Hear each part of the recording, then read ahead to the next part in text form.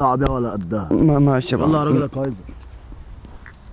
وعايزك توصل للصعيدي اللي انا لو شفته مش هحله.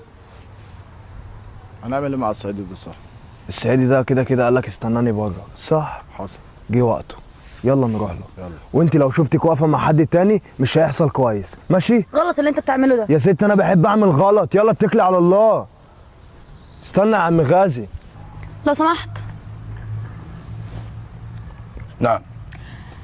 انا كنت جاي اقول لك على حاجه كده. اتفضل. يعني ممكن تنقل نفسك من هنا؟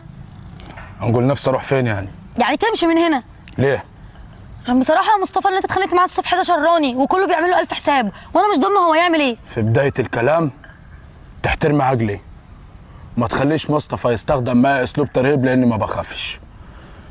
وبعدين هو لو كل الناس بتعمل له الف حساب ما يفتريش على حد ضعيف ويرمي له النضاره بتاعته في الارض. عمر اللي قادر ما يستضعف حد.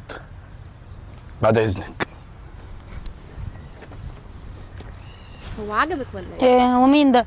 الراجل الصعيدي ده لا عادي يعني على هو. فكرة انتي مفقوسة قوي. هو على فكرة شكله شهم وراجل، والرجالة الصعيدية دي ناس قوية كده.